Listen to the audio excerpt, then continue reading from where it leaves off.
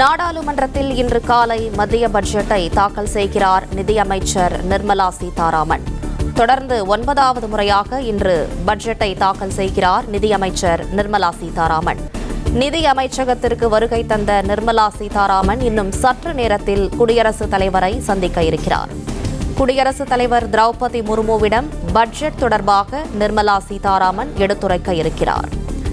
இன்று காலை மத்திய பட்ஜெட் தாக்கல் செய்யப்பட உள்ள நிலையில் நிதி அமைச்சகத்திற்கு நிர்மலா சீதாராமன் வருகை தந்திருக்கிறார். இன்னும் சற்று நேரத்தில் குடியரசுத் தலைவரை சந்திக்க இருக்கிறார். குடியரசுத் தலைவர் திரௌபதி முர்முவிடம் பட்ஜெட் தொடர்பாக நிர்மலா சீதாராமன் எடுத்துரைக்க இருக்கிறார். தொடர்ந்து 9வது முறையாக இன்று மத்திய பட்ஜெட்டை தாக்கல் செய்கிறார் நிதியமைச்சர் நிர்மலா சீதாராமன். மத்திய நிதியமைச்சர் நிர்மலா சீதாராமன் இன்னும் சற்று நேரத்தில் குடியரசுத் தலைவரை சந்திக்க இருக்கிறார். கூடுதல் விவரங்களை செய்தியாளர் ராஜகுமரன் வழங்க கேட்கலாம். ராஜகுமரன், வணக்கம். விவரங்களை சொல்லுங்க. ஒட்டுமொத்த இந்தியாவும் எதிர்பார்த்து காத்திருக்கக்கூடிய நிதிநிலை அறிக்கையை இன்னும் சற்று நேரத்திலே நிதியமைச்சர் நிர்மலா சீதாராமன் அவர்கள் தாக்கல் செய்ய இருக்கின்றார்.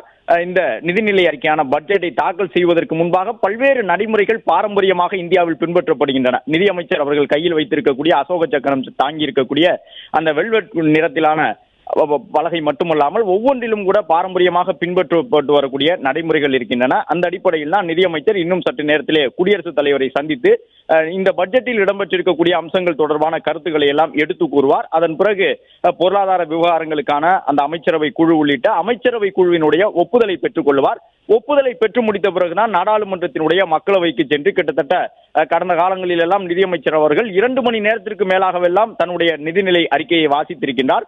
அந்த அடிப்படையில் இந்தியாவில் நிதிநிலை அறிக்கையை தாக்கல் செய்வதற்கு முன்பாக பின்பற்றப்படக்கூடிய அந்த பாரம்பரிய நடைமுறைகளை பின்பற்றி நிதியமைச்சர் அவர்கள் குடியரசுத் தலைவரை சந்திப்பதற்காக வந்திருக்கக்கூடிய அந்த காட்சிகளை காணுகின்றோம். குடியரசுத் தலைவருடனான சந்திப்பிற்கு பிறகு பிரதமர், உள்துறை அமைச்சர், பாதுகாப்புத்துறை அமைச்சர் உள்ளிட்டவர்கள் எல்லாம் இடம்பெற்றிருக்கக்கூடிய அமைச்சரவை குழுவினுடைய ஒப்புதலையும் நிதியமைச்சர் அவர்கள் பெற்றுக் கொள்வார். அதன் பிறகுதான் மக்களவை மைய மண்டபத்திற்கு சென்று மக்களவையிலே நிதிநிலை அறிக்கையை தாக்கல் செய்வார் நிதியமைச்சர் அவர்கள். அந்த அடிப்படையில் இந்த பட்ஜெட்டை பொறுத்தவரை பல்வேறு அம்சங்கள் இடம்பெற்றிருக்கும் என்று எதிர்பார்க்கப்படுகின்றது.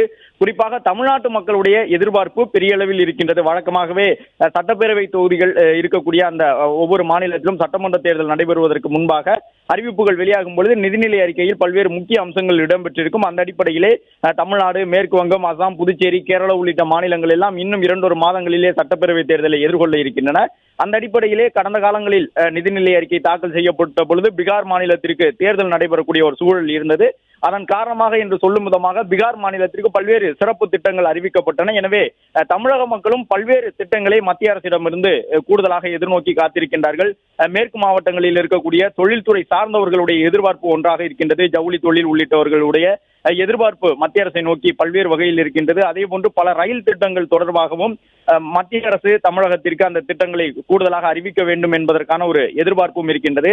எனவே அவற்றையெல்லாம் பூர்த்தி செய்யக்கூடிய விதமாக இந்த பட்ஜெட்டில் பல்வேறு அம்சங்கள் இடம்பெற்றிருக்கும் என்ற நம்பிக்கையோடு இந்தியா முழுவதும் காத்திருக்கின்றது. இன்னும் சற்று நேரத்திலே குடியரசுத் தலைவருடனான சந்திப்பு நிறைவடைந்து அமைச்சரவை குழுவினுடைய ஒப்புதலை பெற்றுக்கொண்டு 11 மணி அளவில் நிதியமைச்சர் நிர்மலா சீதாராமன் அவர்கள் நாட்டின் முதல் நிதியமைச்சராக தொடர்ச்சியான தன்னுடைய 9வது பட்ஜெட்டை வாசிக்க இருக்கின்றார்.